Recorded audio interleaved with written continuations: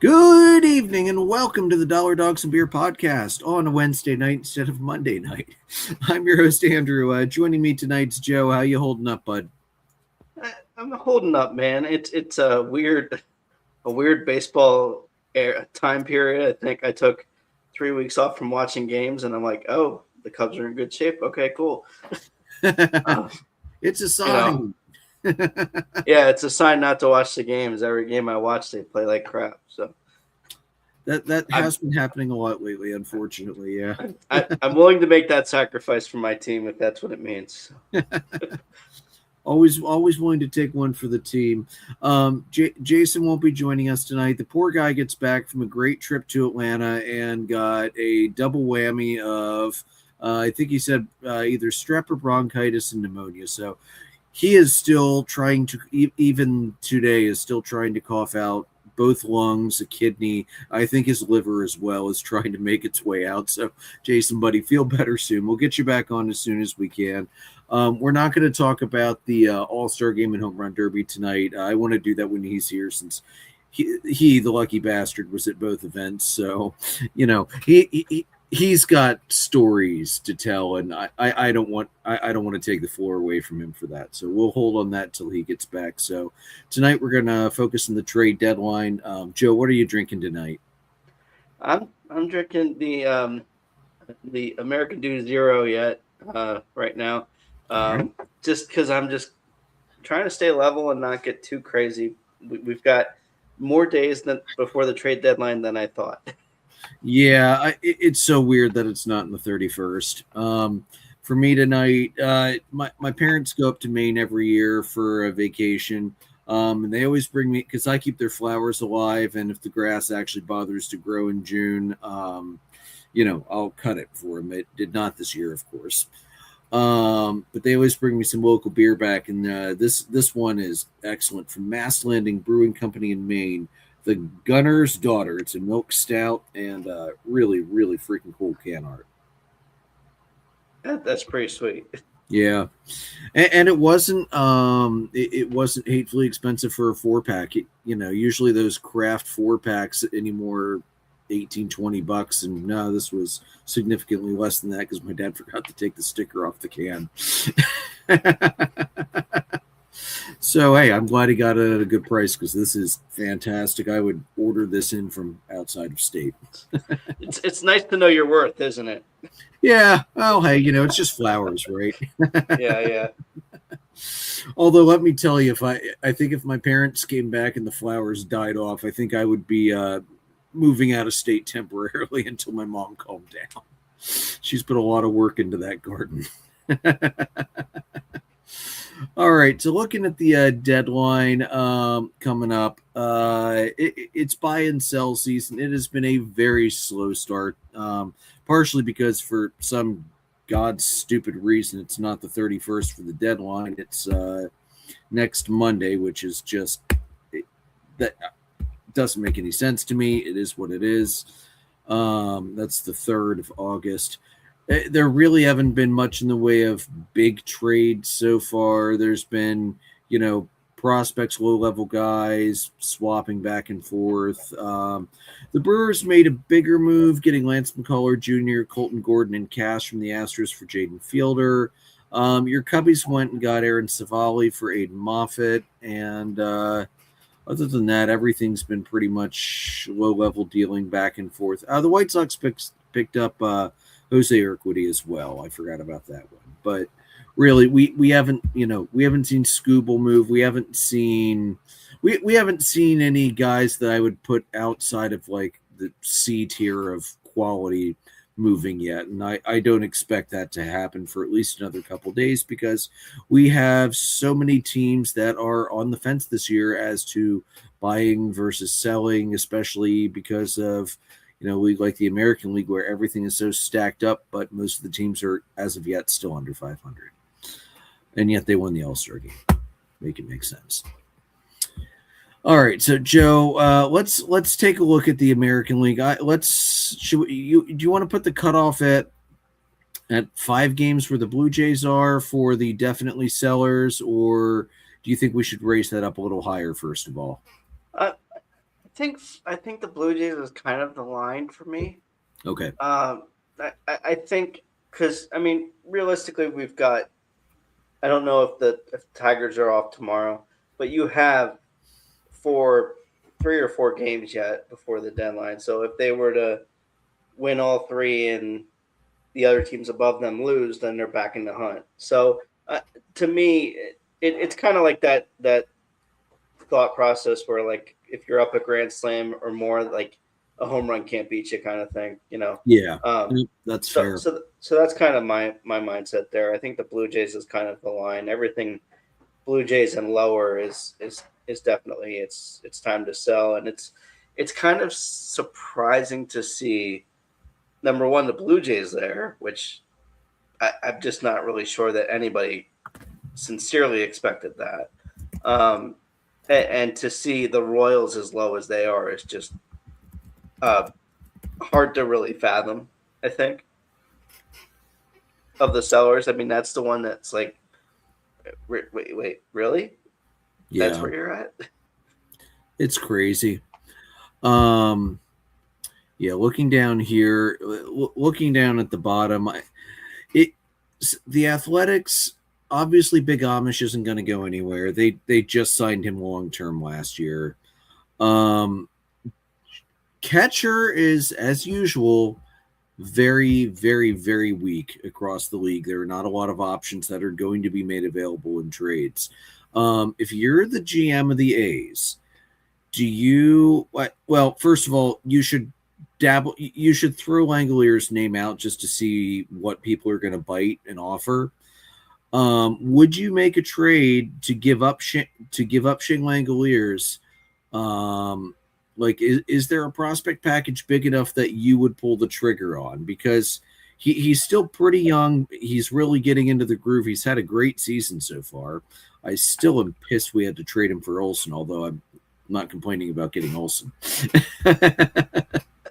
I mean, the fact that you're still jokingly complaining about that is ridiculous at this point. It's a bit at this point. Yeah, yeah. Um, I don't really see a package good enough to get Langoliers off this roster. I mean, the A's to me, and I mean, they're a pitcher or two away from being closer to in than out to me. Like they're not that far from being in contention for a wild card spot. They look like they are, but they're not. I mean, for the better part of 2 months, I mean, and I had to watch Langoliers hit 2 home runs, one in and one out, Mm-hmm. this year. So like, they're just not far enough away from being a contender to me to get rid of anybody. And I tend to agree with that because also once they get out of a minor league home field, that should help immensely because you can't fault their pitchers when they're playing in the tiniest dimension stadium in baseball right now. I mean, and especially in Sacramento where the weather conditions are in a very perfect calamity of storms to let the ball fly out quite easily. We've talked before about Severino's home away splits and how utterly ridiculous and unlike anything outside of Coors Field that we've ever seen before, for craziness of those splits. Yeah, I'm kind of with you. I don't think they are going to get a good enough offer to even consider. I think they're gonna. I think they'll ask, but I don't think they're going to get a good enough offer to even bother saying yay or nay to with Langoliers. I think it's just going to be same old, same old.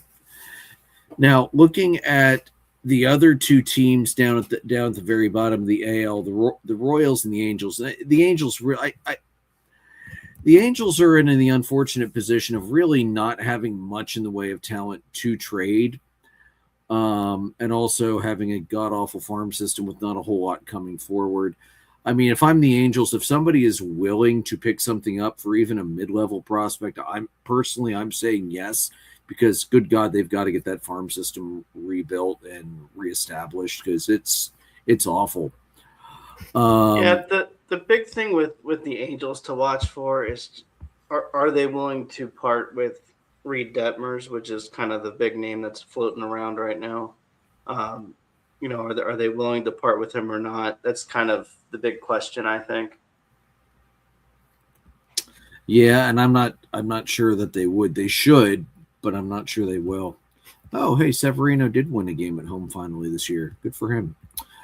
All right, and then for the Royals, this is tough for the freaking Royals because you've got the best shortstop in the league by 4.5 miles in Bobby Witt Jr., and they just cannot keep the rest of the team around him healthy and consistent. So if it's me, Joe, um, looking at what the starting pitching market's going to be, they should be dumping pitchers like there's no tomorrow because effectively I think for the Royals, you know, Witt's stuck there for the long term. So there is absolutely no reason whatsoever to not be talking about any of their pitchers. I mean, obviously Reagan's is not going to be talked about being on the 60-day, Yeah, but yeah, I would think, you know, maybe I should make sure I'm looking at the right list. But I mean, Lugo to me seems like a given that he would be on the market and he should be. yeah, Um, the I Waka mean, too. yeah, Urzeg should be on the market too. He's a solid reliever for them. Mm-hmm. It's a shame the team's not better, but I could see Urzeg and Lugo going. Waka's probably another one, like you said. Um, I, Outside of that, those are kind of the three pitchers I could see them getting rid of. Um, Yeah, yeah. Sorry, Philadelphia fans of the show. Matt Strom is likely not going to be on the move with his 6.75 ERA. yeah, it those seem to me like the players that have any chance of going anywhere from them Yeah, on the trade side. I'm not really sold on anybody outside of you know, maybe a Starling Marte, depending on his contract. I don't think he's doing well enough to be traded, but he would yeah, provide some sort of veteran presence. But um, outside of that, there's not a whole lot to really love about this team right now, yeah, given all of the issues they've had. It's amazing to me that they're the last in that Central Division and they have 45 wins and the White Sox have 55. Like it's really it's a, tight. a it's a tighter division than it looks on paper. Yeah, complete agreement with you there. It's yeah. I don't know, man. That's what the AL Central's become. Um, I before we bounce away from the Royals, I did want to give a shout out to Salvador Perez for passing George Brett, all time home run leader for the franchise. That's fantastic for uh, what should be future Hall of Famer Salvador Perez. I don't know if he'll go first ballot or not, but he's a Hall of Famer in my book, no doubt. Yeah, it really is when you look at the Royals, and it's very similar to the Angels with Trout, where it's just like, how can you have a prime star and still be so bad, Yeah, and not really invest in winning when you have a guy like that who sells tickets like those two guys do. it's so true. Yeah, it's so true. Yeah, well, man, I just peeked at the depth chart for the Angels just to just because I thought maybe on the offhand I might find somebody worth dumping, and outside of Jorge Soler, I doubt it. So anyway, and then the interesting thing with the Blue Jays, looking at the last of the cell teams from the AL, the Blue Jays. I, we've seen it before. The year after a World Series loss, you see kind of the, kind of like a little bit of a stumble through the next year. And I really thought the Blue Jays were going to be better than this. This is it's just been really bad this year. Cease is obviously going to stay. He just signed the long contract, but Gossman, they should absolutely take anything they can get for Gossman at this point. Schertzer's obviously, there's nothing left in the tank for Mad Max. As cool as it would be, he'd probably love to make another run, but 1-4 with an ERA of almost 10. Scherzer's got nothing left in the tank. Bieber, they'll probably get some ask, but I don't think they'll get very much for Bieber either. Yeah, I do think that Bieber and Gossman would be, vital contributors wherever they ended up. Mm-hmm. But yeah, the rest of that roster it's so shocking to me because outside of Cease, they didn't really change anything. Yeah, and it's just been regression. To quote Jason Stark, baseball, that's really all you can say at this point because 100%. There's really no explanation for having the same team and running back out there and not being able to have the same success. So, yeah, when your best player is hitting 265 with a 702 OPS and 6 home runs at the end of July and still somehow got voted onto the All-Star team because the fan vote is terrible, as we may have mentioned once or twice. That's a problem. Yeah, the only other two teams I think that could sneak into sell, and then it really depends on the weekend, is the Orioles and the Tigers. It really, if the Orioles were to get swept, then you're like, okay, that's it. Like, it's time to break up the band because, to have that much young talent and just be here and then just fall off like they have. What the Orioles should be trading for? Players that can stay healthy. Because that's probably fair. That team has fallen out of the injury tree every year for the last 2-3 seasons now, and whacked as many branches on the way down as they could. That's a team that has so much potential and talent on it, and they just can't keep it together. No, it's the closest equivalent to Mike Trout as a team, the Baltimore Orioles. I hate to say it, but it's true, O's fans. I think the Tigers, especially after blowing a big lead to Baltimore today, I think the Tigers should be sellers. I think they should absolutely dump Skubal for whatever ridiculously, insanely, stupidly large package of prospects they'll be able to get for him. Honestly, I would probably send a fair few from if I was calling the shots for the Braves, I'm probably sending a decent looking offer over. Atlanta doesn't have enough pitching outside of Sale for a playoff series, but throw Sale and Skubal together and you can figure out the rest behind it. Skubal literally fits into every single contender's, big picture.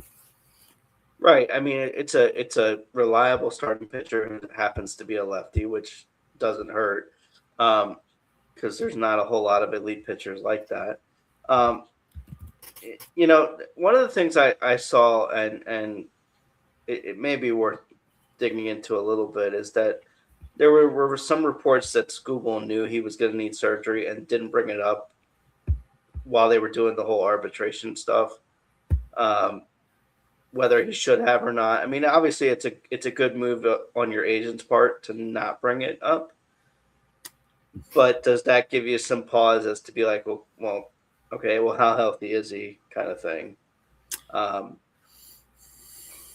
You know what I mean?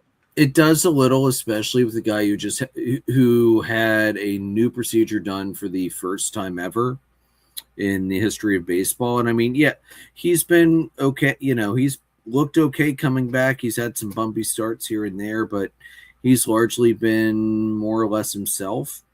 But here's the thing too.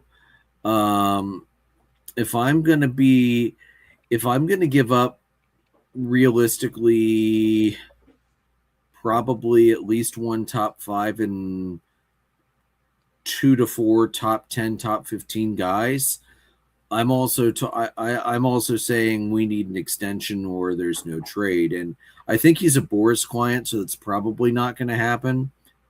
But if it got to the point where to make this deal you need to sign an you need to sign an extension, that is something that would absolutely pop into my mind.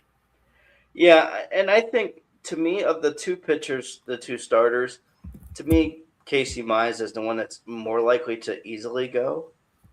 I think the demand is going to be ridiculous for a guy who you're literally renting for a month and a half to hopefully make the playoffs. Like it's really not the value that it would be, say, mid July, end of June, that kind of, Mm-hmm. it's not the same value to me. Um, I think Mize is the one that's more of the not that Mize isn't good. I think Mize is excellent, but I think Mize is sort of the bargain Scooble at this point. Like Mize Yeah. is more likely to get traded than Scooble is, just based on that's the high demand cost based on media hype, agent hype, whatever. Yeah. For a rental, for a 1 month rental, really is just not. You know, you're gonna get 5 starts out. You're gonna get what 7 starts out of the guy, maybe Uh, 8. It depends on off days, obviously, but yeah, I mean, you're gonna get somewhere between 7 and 8 starts, maybe over the 2 month period. Yeah, 60-ish days. Uh, you might get 8 to 10 depending on the Yeah, yeah. Yeah, I probably cap it at 8, maybe 10 if you try to push it because you're fighting for your life. right. And so to me, it's an awful high ask for a rental for 8 to 10 starts, and And I just feel like Mize is the more likely of those two to actually be traded, um, without any sort of extension, tacked onto it. I think any team that's trading for Scooble, if they're going to send 4 or 5 guys back, has to have an extension guaranteed. yeah, I agree. And I was reading earlier today, um, various pundits who are, talking anonymously to GMs and other people in the GM office. And apparently the asking price right now for starting pitching league wide, not just Scooble, is sky high, which it usually is this time of year. But it's, I I think Scooble's price is going to have to come down because of it being a rental, and then the fact that I did look it up, it is Boris, so there's absolutely no chance that Scott Boris will okay an extension as part of the trade. So yeah, that's going to significantly damper. I don't know. Like to me, some financial security with an extension would be better than knowing you're going to play for 2 months and maybe not play for a year if people don't get their shit together. So I almost would want an extension if I'm an agent like that, because you're guaranteeing yourself some money if they don't play. Well, and yeah, that's a good. I didn't even think about that. The CBA issues too. Yeah, because it's also not only will you may not play for potentially a year or not play a whole season next year, which means your contract will get prorated. But what are the new rules coming out of the new CBA going to look like for extensions? Are there going to be caps? Will the cap actually happen? So yeah, that's a really good point too, Joe. Might be worth trying to ramrod a deal in ahead of time. It might be the one and only time you're ever going to see Scott Boris okay an extension before free agency. Yeah, I'd say that's probably fair. Because that is not a man who ever likes to do anything like that.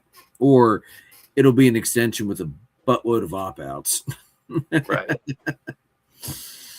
All right. So looking at the buyers, Well, looking at so the other fringe teams, the Twins, Astros, Mariners, we hadn't talked about yet. Of those, the Mariners are going to be buyers. The Mariners are always buyers under good old Jerry. He loves to make deals at the trade deadline. I am sure they're going to be bringing players in, and they're really not that. They're a game and a half out of the wild card right now, and how far behind? They're like 2 games behind Texas, maybe 2.5. So I'm looking at the wild card view, so I can't see the yeah. So the Mariners are absolutely going to be buying and pushing, and they should. They made it to Game 7 of the AL pennant last year with with honestly the improvements they made in the offseason after the slow start, which just seems to be a Seattle thing every year. They've been much better. So, I think buying for the Mariners makes sense. They've got talent down in the minors that they can deal. The Astros, though, I think the 54 and 55 is a sham, and I would do. Oh, what did what the Vikings say they were doing a couple years ago? Instead of a complete rebuild, they were doing like we're not going to throw the season, but we're gonna. What the hell did they call it? Anyway, I think that's what the Astros are going to consider if going through the weekend they continue this. We're kind of still going to keep treading water around that 500, close enough to strike to the wild card, but really not enough talent on the roster to make a run. I don't think the Astros are going to be full sellers unless they drop the next 2 games. But I think the Astros would be smart to do more selling or sitting pat than buying. Yeah, to me, they're a sitting pat team. It's one of those things where you're lucky to be in the situation you are. I'd ride with the horse that got you here at this point if I'm them. I don't see a ton of value in the guys they have in the trade market, and I do think that we mentioned it with the Scooble stuff. I do think you're going to see some CBA implications on some of these trades too. Yeah. Like it's either all going to be rentals or it's going to be a mix of rentals with extensions and all sorts of stuff like that. Yeah, because the team control stuff is going to be less of an issue than it was last year. Yeah, it's so true. I mean, looking at the Astros roster, I mean, their 2 biggest pieces they could trade are former Cubbies, Brown and Wisniewski, but they're not going to trade them with all the team control they have over them. No chance.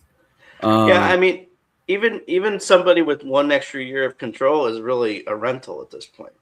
Yeah. I know they'd love to dump Hader, but Hader's got a full no trade clause, so he's not going anywhere unless he okays the trade. And to be honest, Josh Hader is not the Josh Hader of a few years ago. No.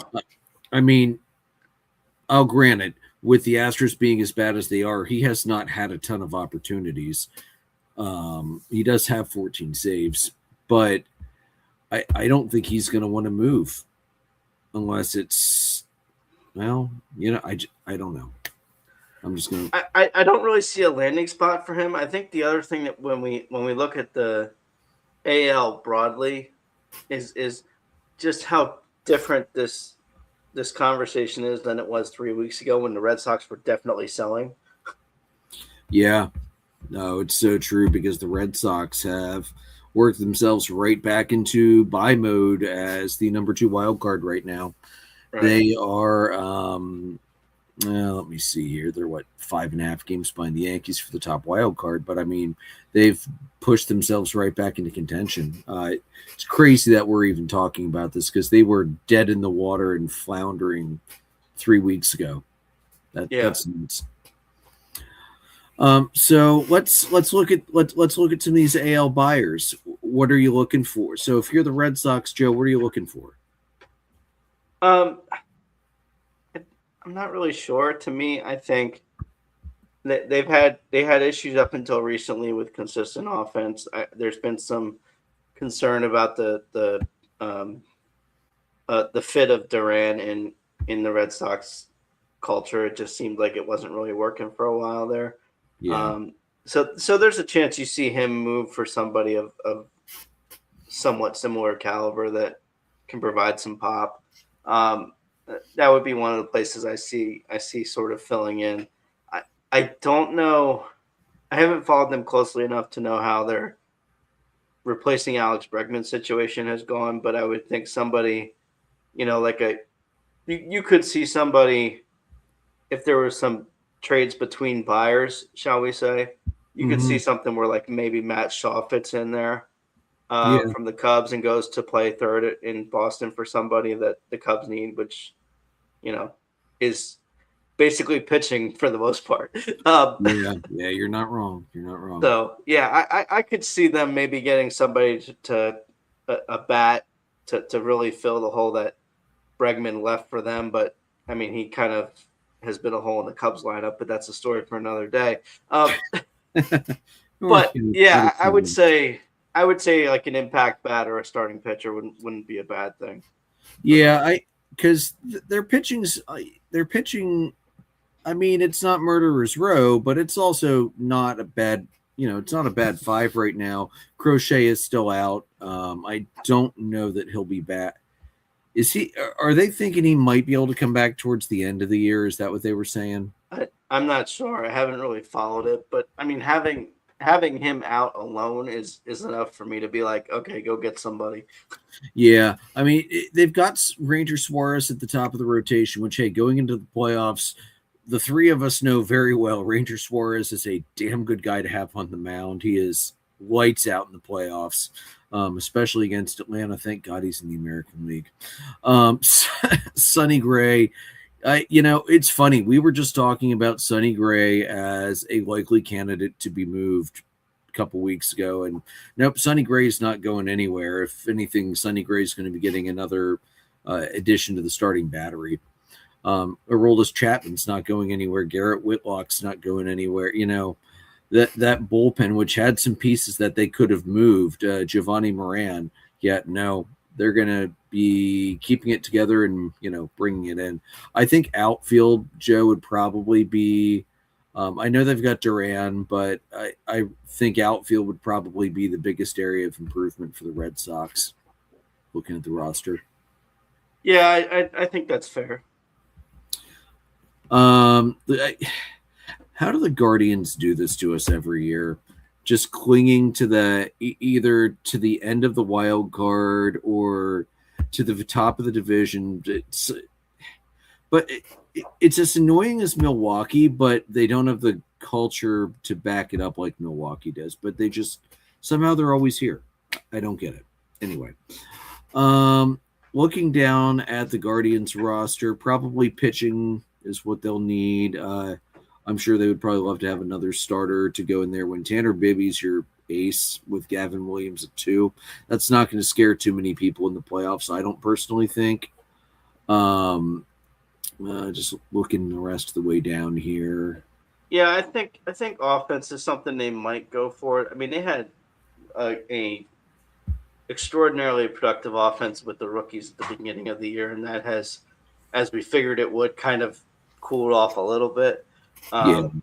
So maybe someone like Elaine Thomas from Kansas City could be a fit, or you could do like a Butler from the A's might be a good boost to the offense in a lot of different ways. Yeah, and Jose Ramirez has looked better coming back off surgery for the Hammett bone. So it's good to see him back out there again. They did a good job keeping everything level while he was gone and riding it out till he came back. All right. And then we get into, then we get to the Yankees. And the Yankees, at least they have a positive run differential finally, and a very large one at that. I can stop making fun of their negative run differential, which you got to be honest, man. It's not nice, but the fact that we were able to make those jokes into June is a little ridiculous. So they brought that on themselves. So, looking at this Yankees rotation here, They're probably one of the few that wouldn't mind grabbing another starter, but their starting rotation is not that bad. They're not as beaten up as some of the other teams. So if they can't get another starter, I think they would be okay. I'm sure they would prefer to get, at least one more arm, just even if it's just for insurance, if nothing else. Again, same with the bullpen. Here's the thing. Ben Rice has been doing an unbelievable job of keeping everything rolling without Aaron Judge. But how now that Cody Bellinger just went on the IL just a couple days ago, you've got a lot of offense that's missing now with no Bellinger, with no Judge, and they still don't have Carlos Stanton. Right. Yeah, to me, they're definitely a hitter away. Whether it's someone like a Ryan Jeffers from the Twins, if they decide to start selling, maybe it's maybe it's a situation where you trade somebody from, say the Mets were to trade, Carson Bang. He's the right fielder, I think, if I'm remembering correctly. Yeah. Maybe they trade somebody like that. That I wouldn't see them really trading him in particular, but that's just an example of what they're probably looking for. Some outfield / hitting help would be a big upgrade for them. Bullpen is where their focus probably should be.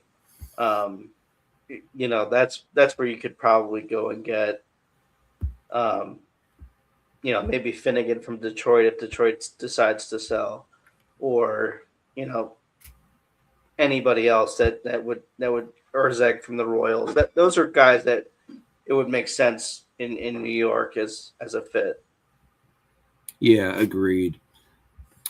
All right, so let's look at our 3 division leaders. 3 seed, if the season ended today, would be the Rangers. The Rangers are a team that is dying for offense. I think we can put that simply. Even though Berger and Jock Peterson have been mashing, and they have been mashing, this offense has very, very largely been ineffective this year. Sorry, I pulled up the wrong one. There's my depth chart. I hit the wrong button. So, and I know they've got 2 catchers out in the IL. That doesn't help. But, you've got to look across and find some upgrades. Outfield could definitely use a boost. Brandon Nimmo, I got to give him credit. He's turned it around because he was awful at the start of the season after the Mets traded him. And we were legit wondering earlier this year, was Nimmo ever going to snap out of it?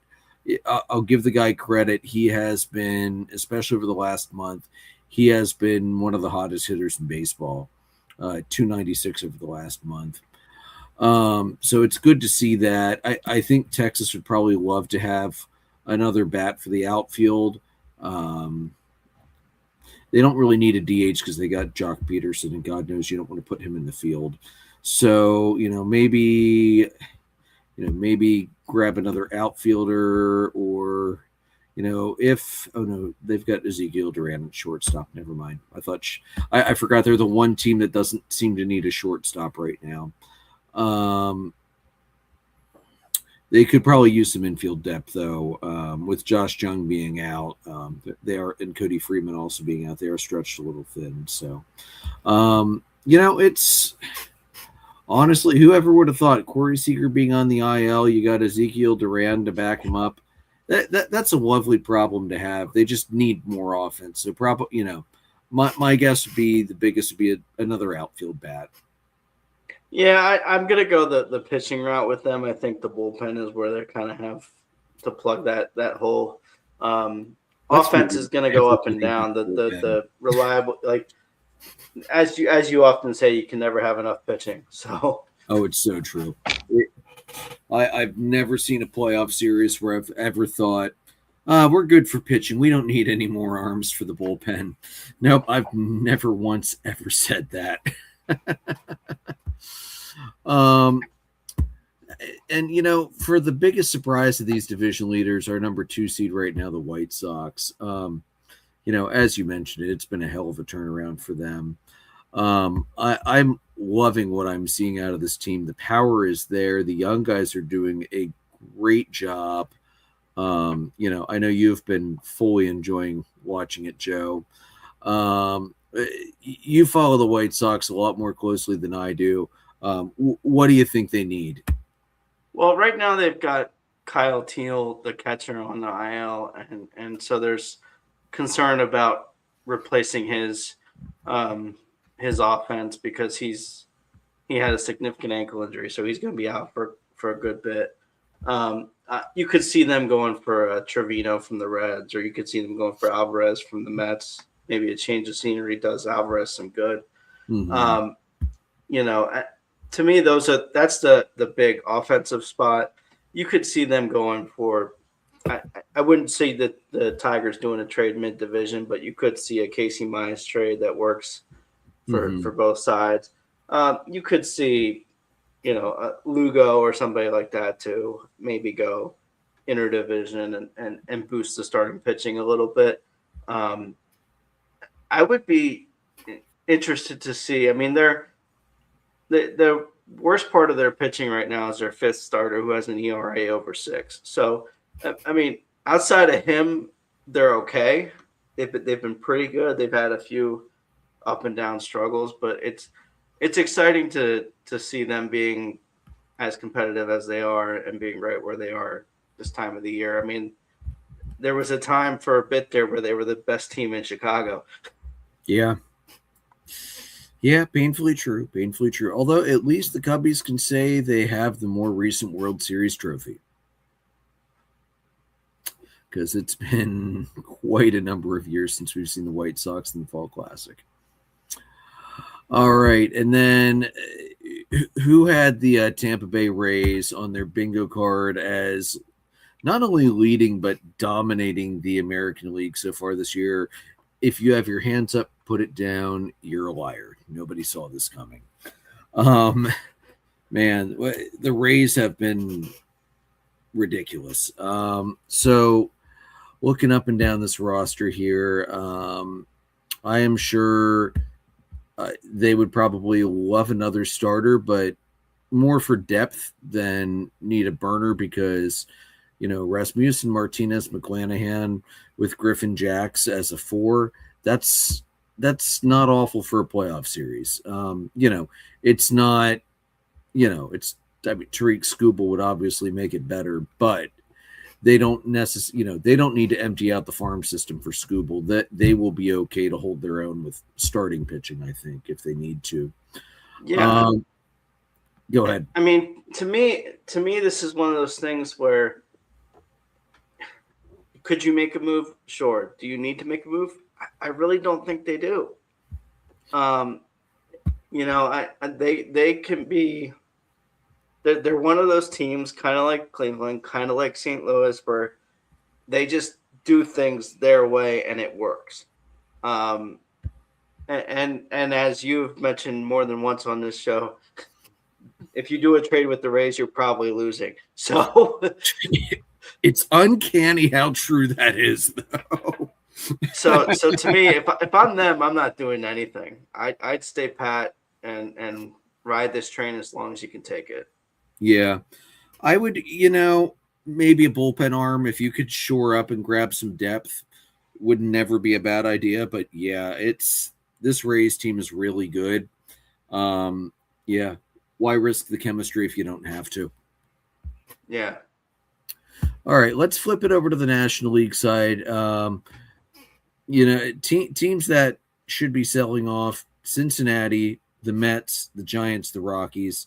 The Rockies basically have nobody to move because they've been moving everything that they could, and they don't really have much notable on the I mean, obviously, if they were if they were dumb enough, and I really do mean dumb enough, if they were dumb enough to say, hey, Jack, hey, we've got this kid over here, we've got of any of the young guys that they have just been drafting the last couple of years, they should immediately be hauled out and beaten with shovels. Also, a certain alumnus of the team would probably be very unhappy with them if they did that. Their pitching is not worth talking about. And like I said, I don't even know that they have much in the way of expiring contracts to offer anyone. So, hey, Phillies fans, Mickey Moniak could be available if you want him back. That would probably be the best player the Rockies could offer anybody. Actually, Moniak's a bad year, actually. I would say there are 3 players you might see go, and it's 2 are more guaranteed than the other one is. I think Moniak would definitely go somewhere. I think Sensatello could go somewhere. Goodman is the one where you're like, could he go? Yes, but the haul would have to be ridiculous. Yeah. So that's the one that's the most like, I'm just not sure he's going to go anywhere. Although catching is a market where a team might make a trade to do that, and I wouldn't blame them for doing so. And they should. Their minor league depth could use an infusion. I mean, their top guys are going to be really good, I think, but their organizational depth as a whole is not the best. One thing I must admit that I forgot about. I obviously I've remembered Moniak came from the Phillies originally. I forgot he was the number 1 overall pick. It just goes to show you in baseball, being the number 1 overall pick doesn't mean squat. Look at Todd Van Poppel versus Chipper Jones. One of the quickest ones I can always say to, hey, great, you're number 1 overall. It doesn't mean anything unless the guy actually makes it. Fair enough. Yeah, and that's harder to predict in baseball than any other sport, I think. All right, looking at the Giants should be selling everything. This is not a good team. They're not going to be a good team. And they've got some pieces they could move. Let me see here. Logan Webb, the win-loss is not great. The ERA is a little high, but, he could eat, he could be an innings eater for you down the stretch, or a stretch 3-4 guy out of, stretch 3-4 guy in a playoff series.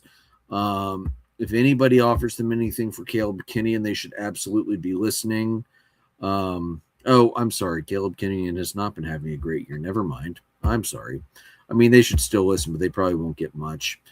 Any of their bullpen pieces that somebody asks about, just give it to them. Just give it to them and take something back.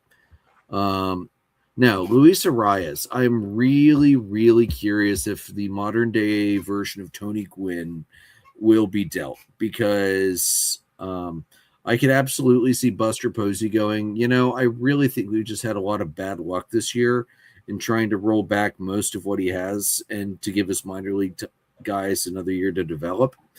I could also see him saying, you know what, maybe we mess up some of this. We need to sell it off. They should sell, but I could see them doing a light sale. Yeah, I don't see them emptying the entire wagon, so to speak. I do think that Buster's going to give them at least another year to see how they do with the full offseason with the manager and some of the talent, and really see what happens out of that before any major sell-offs would happen. And then we have the Mets, who have had arguably one of the most disappointing seasons versus expectations that anybody has seen in years. Literally years. They should be selling off everything and waving the white flag and getting anything back that they can. Like, Kodai Senga has completely fallen apart. I mean, they're not going to get anything for Senga if they tried to offer it, but he's just the poster child of everything that is, he was supposed to be, 2-3 guy, maybe even an ace, and he is floundering in the bullpen with an ERA in the eights. Everything that they tried to do has turned to absolute crap in their hands. And, a lot of it, I'm not surprised. Marcus Semien, I'm not surprised to see him batting 211. He hasn't been consistently good in several years. I mean, the glove's still all right, but the bat hasn't been there. Bo Bichette's finally at least starting to look like Bo Bichette. So, sorry for the start of the year. That was one of the worst starts of the year we've seen. Obviously Juan Soto's not going anywhere. Sorry, Mets fans, you're going to be stuck with that contract. Pretty sure he's got a no trade clause in it. Do you think the Mets would listen to offers for Lindor, or do you think anybody is going to make inquiries about Lindor? I mean, inquiries I think are obviously going to happen. I tell you who that benefits the most, and that's Brett Beatty, because Bichette would move and Beatty would actually play every day. But I'm just not really sure. I think Boston would call, and I think if Boston gives you a decent offer, you take it for Lindor, because that's really a hole that the Red Sox need, is a shortstop and an impact bat and a culture guy. He's one of those guys. So, I could see Lindor going to the Red Sox. Of all the teams, that's the one that makes the most sense to me. Mm-hmm. For any sort of call on a National League side. That would make the most sense to me of the position players. You could even see, if they don't move Lindor, maybe Beatty gets traded, maybe Tyrone Taylor gets traded. I mean, he's last or second to last on every spot in the outfield, so he's kind of eaten up. He's not really playing much. He's not doing well. I mean, he's playing more now because Soto's been on the IL for a little bit, but I think you have to at least make an effort on Lindor. I think not calling for Lindor would be stupid. Just from a morale boost, he would be on any club that he's on, I think. And don't get me wrong, he's expensive. He's making $34.1 million from now until the end of 2031, which will be his age 37 season. He is 32 this year. Yeah. And yes, he has a notoriously slow bat to start the year, but I think he's a guy the Mets should semi-seriously be trying to shop. I think he would give them the best return. Well, and I think you could, given the amount of money you've already spent this year, you could just be like, you know what, we will pay half, and the other team could pay the rest. Yeah. That gives you some space to bring up guys like Mauricio and get Beatty some playing time and kind of figure out what you have at the major league / AAA level, and really figure out where your holes are and what needs fixed. Minter is another player I see going from the Mets, probably. Maybe Brooks Raley, Kodai, maybe. I'm surprised Minter's still there, to be honest. Left-handed power arm? Yeah, I think part of the issue with the 3 wildcard teams is that you really have more teams in it longer, which makes trades take a little bit longer to start happening, which is why I think you're really not going to see major movement on Detroit or one or two others until probably Saturday, Sunday, when it's pretty clear where the season's going. Yeah. So Minter, Senga, you have to at least listen to offers on Lindor. Those are the 3 that make the most sense that could be gone come Monday afternoon. Yeah. Yeah, I mean, for sure, Minter will be, without a doubt, will be gone. I would be very shocked if he isn't. I mean, you could try to I bet they try to move Devin Williams. He's not going to get a great offer back. He is not having a great year. Although to move him into the setup role might actually help him and to get him the hell out of the New York market because clearly looking at the last 2 years with the Yankees and the Mets, he's just not a player that seems destined to do well in New York. All right. Yeah. Last definite sell team was the Reds. The thing with the Reds is they're so young. This is not an old aging team right now. It's just an underperforming young team that's dealt with, injuries here and there.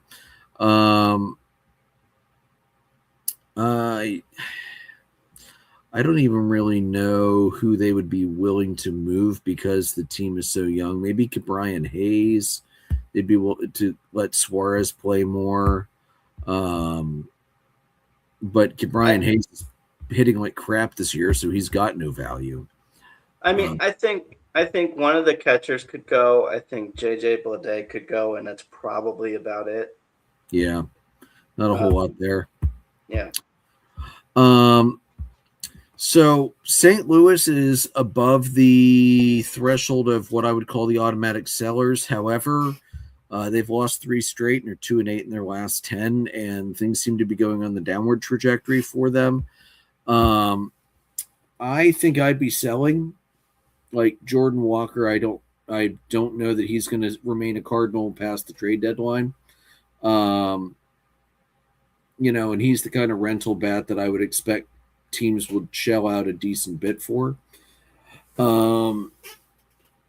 It's crazy because it was like all year the Cardinals have been jumping that line back and forth, but I don't think they have enough to make a push, and I think a soft sell is probably the best thing for them. Yeah, I'm not sold on them selling. I think, they have tonight and tomorrow against the Cubs, and then they have 3 against the Blue Jays, which to me, you're likely to win probably 2 of those 3 against the Blue Jays. You might win 2 of the 1 or 2 of these last 2 against the Cubs, or 0-0 in the 6 at the moment.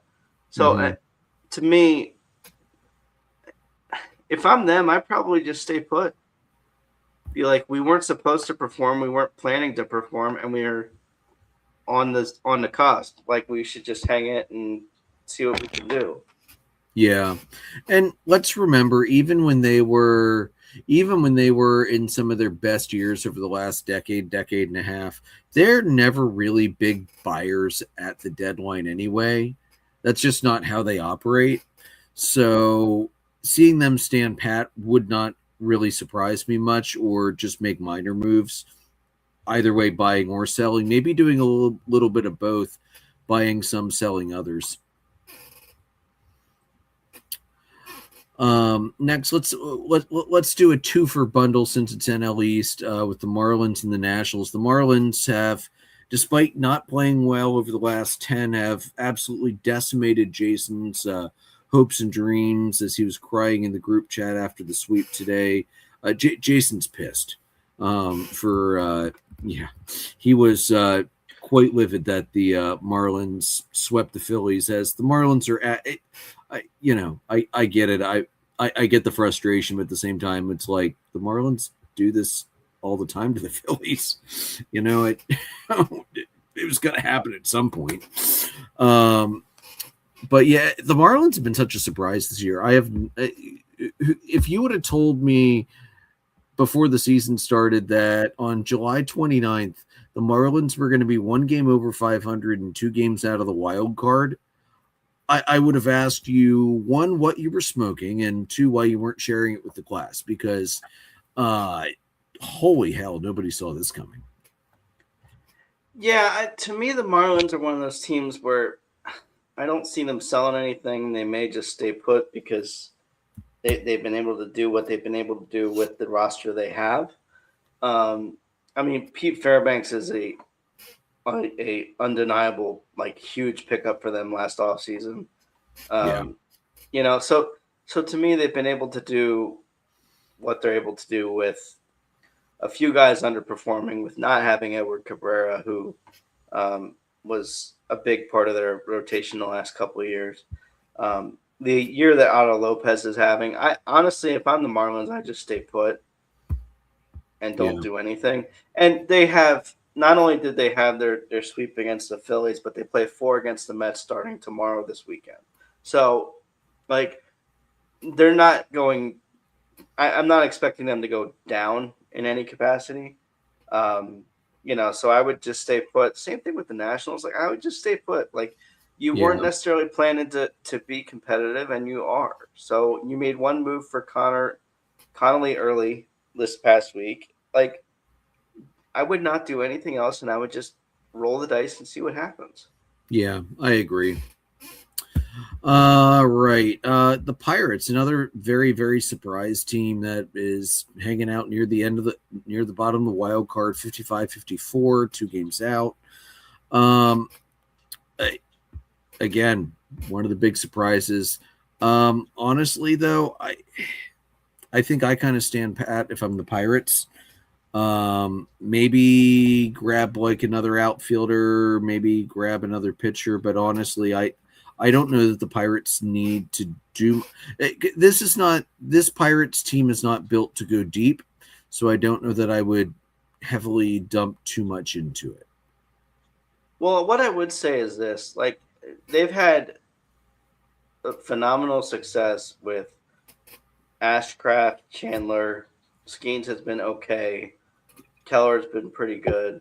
And now they finally have Jared Jones back. So, like, to me, to have the success they've had and have Jared Jones have now made, I think, maybe 5 or 6 starts. So it took a while for him to get back and get rolling. It's probably a stand pat thing. Bullpen always helps. But for the most part, you're the team that you are and really just see what happens. I mean, I don't necessarily think I'm almost curious if there's going to be a whole lot of trade movement, generally speaking, this weekend. But there's a lot of teams that are like, good enough to be here, but are was it luck? Was it all of that stuff? So Yeah. Speaking of teams that have just come out of nowhere since the break, the Padres, who I gonna be honest, I have really not trusted the Padres for crap most of the year because they've been wildly inconsistent. But they're in a 5-game heater. They're 7-3 out of the break.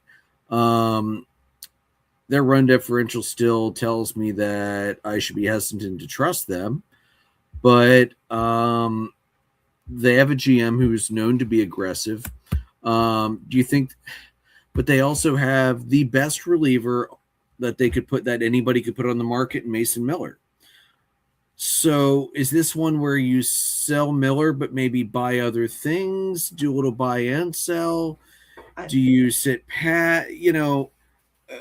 What are you thinking, Joe? Because the Padres, I could see them going 10 different directions. Yeah, I really don't think selling makes any sense. I mean, obviously they're competing for a wild card. They're not competing for anything else beyond that. No. And so to me, I don't know that I'd do anything. I mean, maybe you get another bat to boost the lineup a little bit, but I'm just not really sure that. Kind of like you, it's like, do you buy these guys or do you not? And realistically, outside of the Cardinals, just because I have a huge amount of respect for them, as you know, like outside of these top 6, no, I don't know that any of these guys, even with one move, can hang. You know what I mean? Yeah, completely. Their pitching is being led by Michael King because Giolito's on the IL, Pavetta's on the IL, Musgrove, most importantly, is on the IL. I kind of feel like the Padres should just kind of sit pat, let Musgrove come back next year and work towards next year. And I they've dealt away a lot of their minor league depth. So I would completely understand if they decided to say, all right, we've got the best closer, we're going to put him on the market, blow us away. I think that would make sense to not tinker too much or potentially look at bringing in another bat and trying to run with what they have. But yeah, I feel like if you're the Padres, you know your better shot is next year. Yeah, I mean, I just don't really see a whole lot of reason to move or make any moves. Um, it's there'll be some buying and selling. It just doesn't really. I don't think you're going to see Mason Miller go anywhere. I don't think you know any of your stars are going anywhere on the Padres. It just wouldn't make any sense. Yeah, I mean, I'm looking here. It looks like just from a couple days ago, Musgrove and Pivetta are starting to pitch to hitters now. But I I don't know, man. I don't know how much, even if Musgrove is able to get back for September, I don't know that he could make enough of a difference to I, to their to their run at that point. yeah, I mean, I think starting pitching is probably the one spot that they would make some sort of deal or some sort of trade on.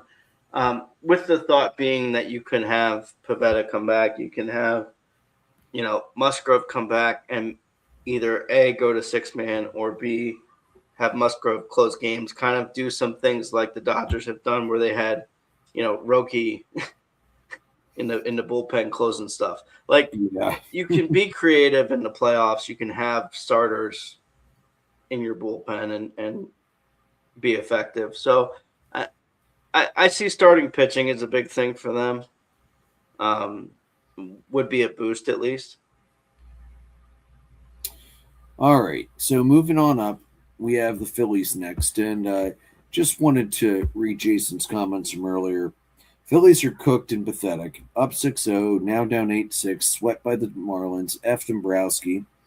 F the team and Dombrowski for not making the necessary changes. Blow it all up. Sell at the deadline. This group's window is closed. So, what? Like I said, Jason was quite displeased the Marlins decided to be the Marlins to the Phillies today. I don't know that I necessarily now. He's right. They've been putrid since the break, and yeah, that hasn't been good. But am I ready to say the Phillies should be sellers at the deadline? They have a lot of holes, no doubt about it. I think at the very least, if they don't walk away with a good outfield bat like a Byron Buxton, if he would be made available, then Dombrowski should be fired at the end of the season. But here's the thing, we talk about what you have, we talk about what you have to offer.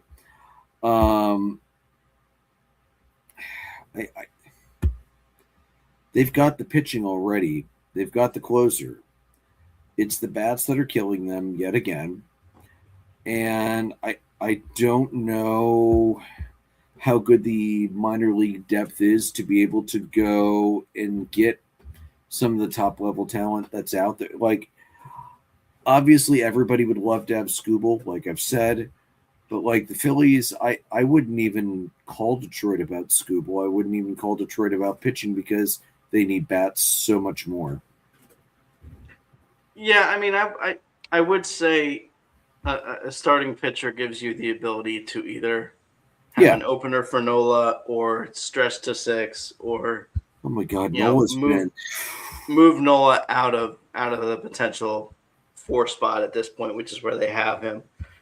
To me, a starter kind of gives you the ability to bump Nola out of the postseason, essentially, which would be a blessing for just about everybody. I think my lucky star is that Nola turned down Atlanta to go back to Philadelphia every day, because my God, he is not. Yeah, I mean, to me, that's the starting pitching move, if you make one, is to get him out of the postseason rotation. Maybe put him into the bullpen where he can just do an inning here or two here and there. Um, be a long relief guy kind of thing. Yeah.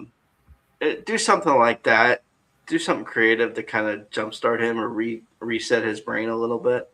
Um, would certainly be helpful for the Phillies. I think you could argue a outfield bat wouldn't be a bad thing, especially with Garcia being down, um, and Crawford maybe you know up and not doing terrible, but not doing what they were kind of hoping he would do, bringing him up.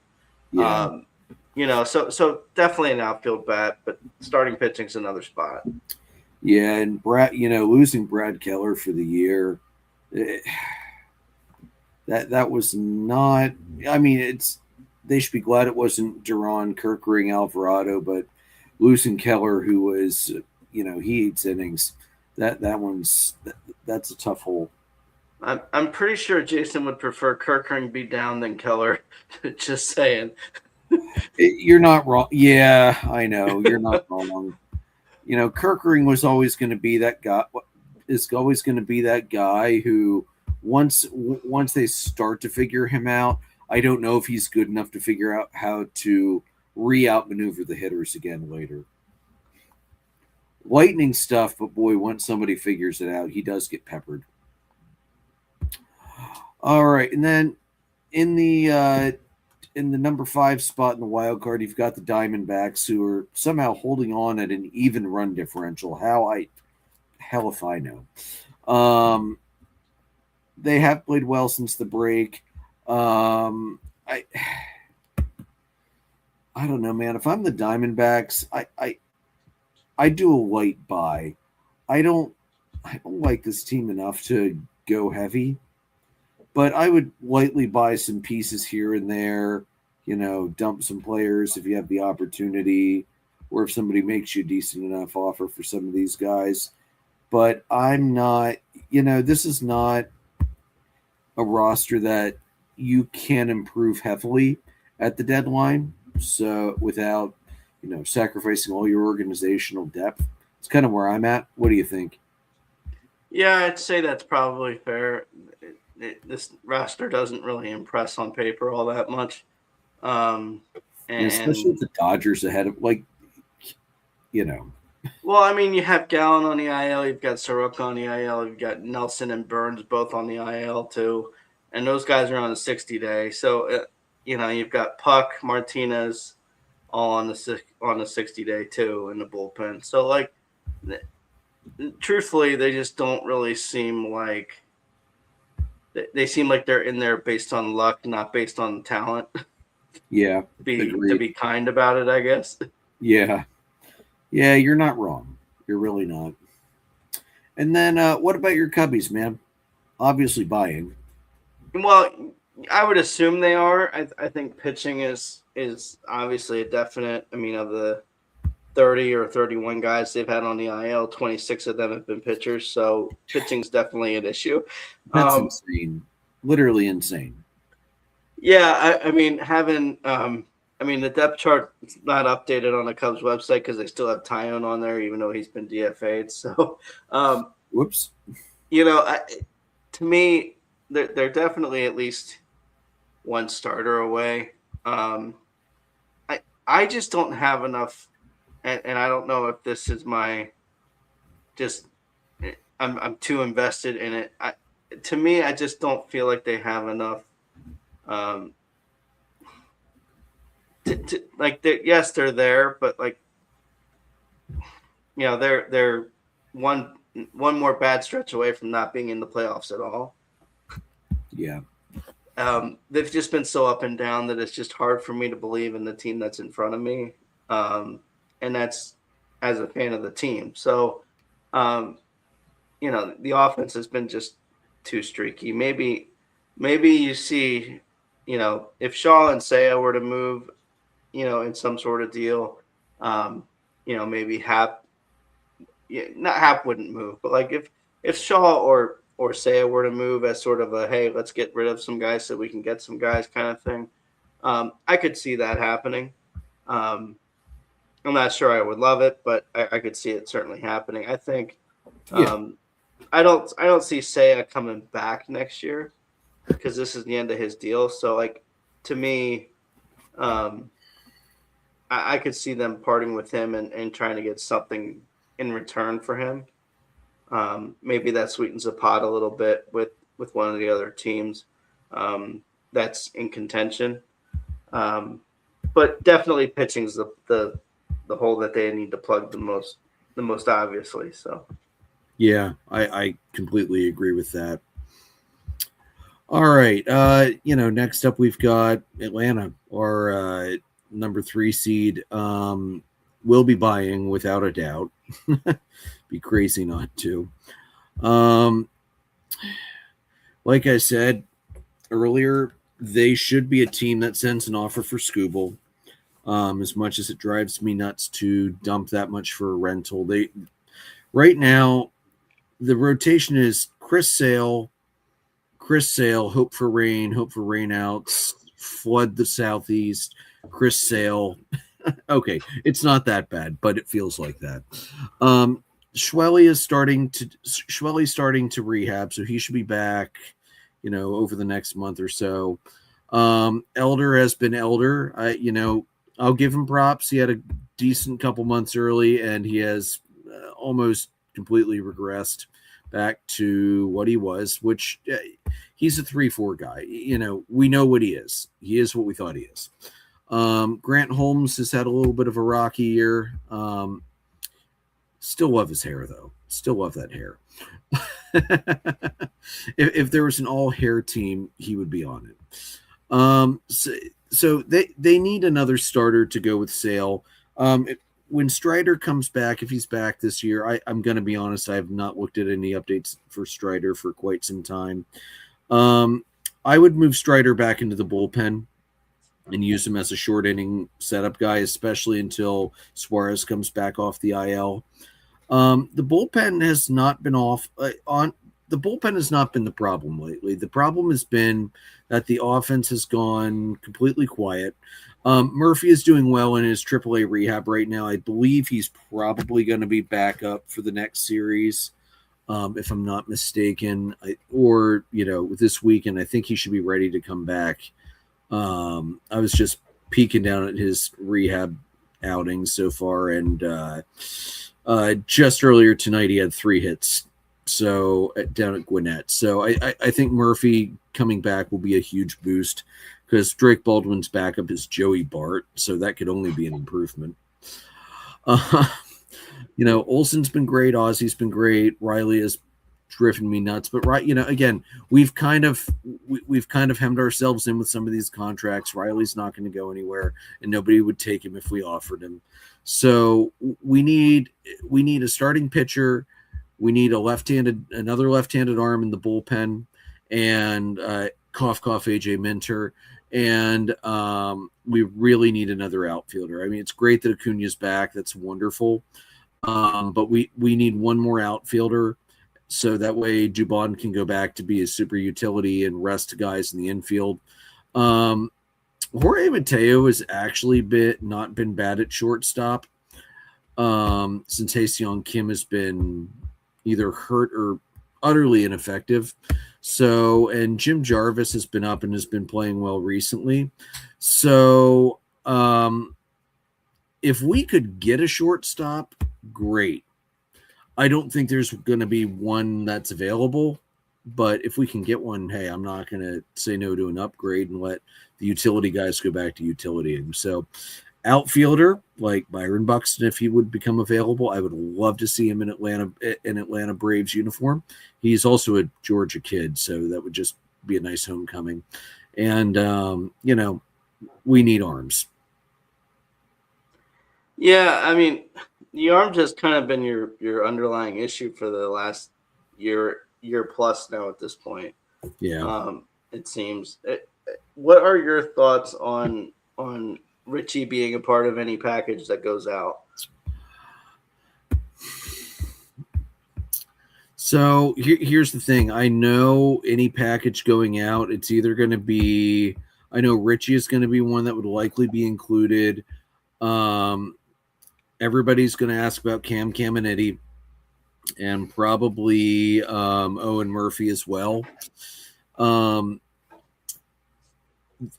I could see the Braves also offering up either Southacene or Lodi's or Gill if the right offer's there, because they have it's low minors right now or double A for the middle infielder, but they have a lot of really strong middle infield coming through. That's just a couple years away. So, and Jim Jarvis, who is, like I said, he's been playing well since we called him up. He was the number 18 prospect in the organization. So I don't mind them bringing him up and seeing what he's got. I would say Caminiti should only be traded for Scooble. Richie, I would I think you have to listen to offers with Richie at this point. The Braves need to be buying, and they need to realize that you're going to have to cut into the organizational depth you've been building, because that's why you build organizational depth, to make these moves when you need to make them, if you're not going to bring them up. So let me propose a friendly trade between the two of us. All right. J.R. Richie for Seiya Suzuki.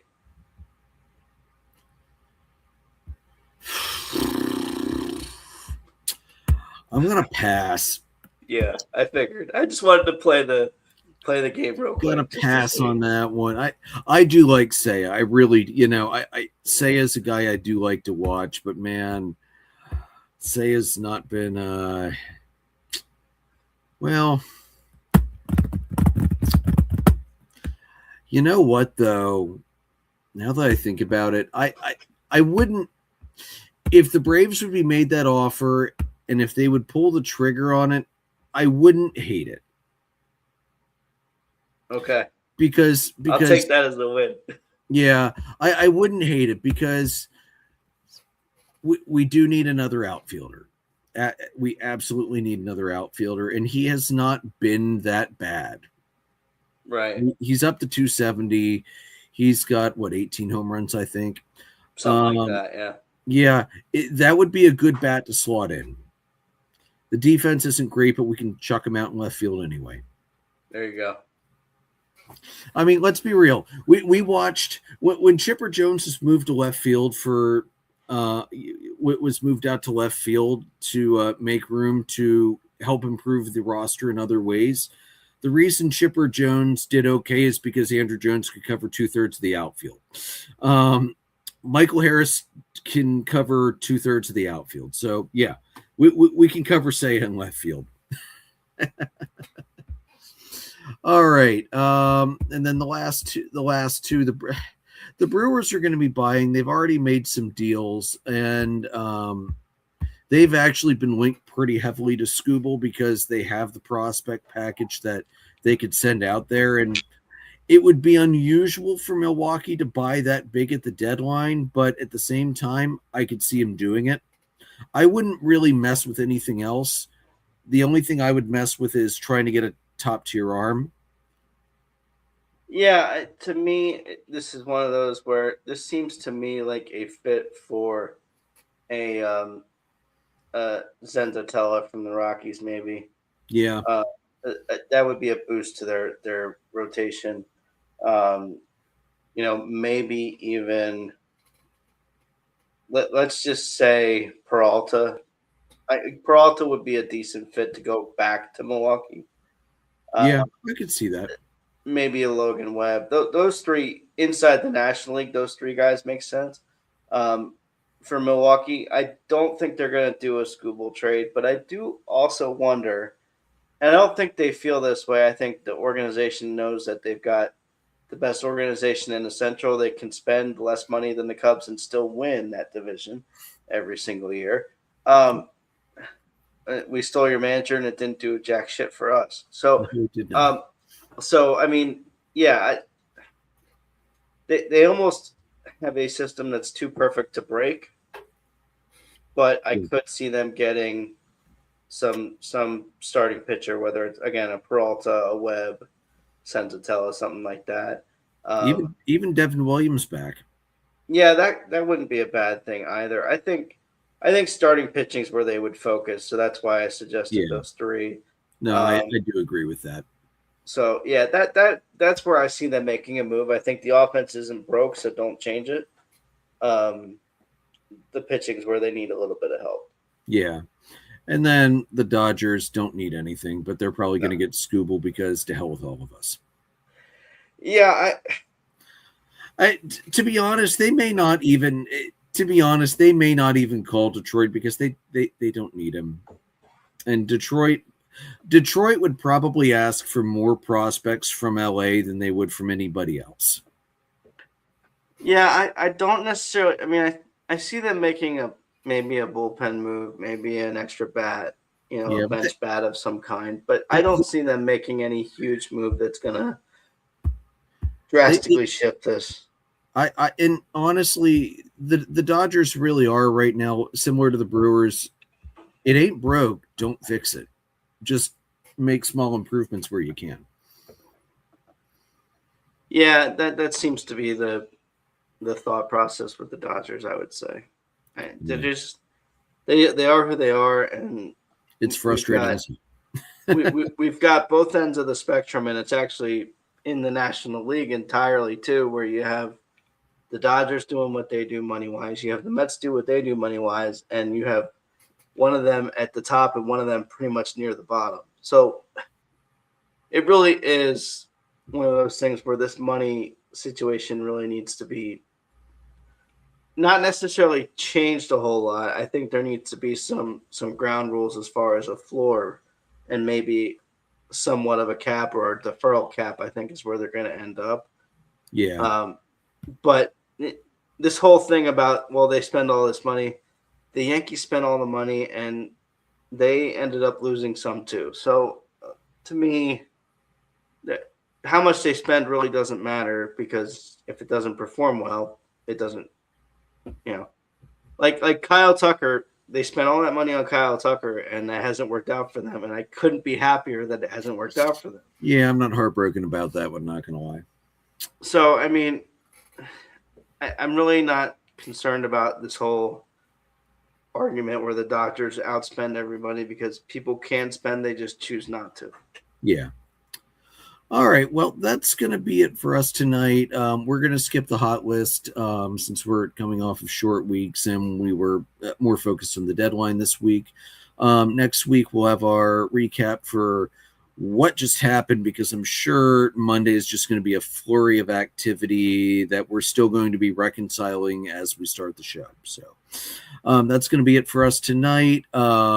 We'll be back next week. Hopefully we'll have Jason back as well, so we can also get his thoughts from the All-Star game and the Home Run Derby. All right, take it easy. We'll see y'all next week.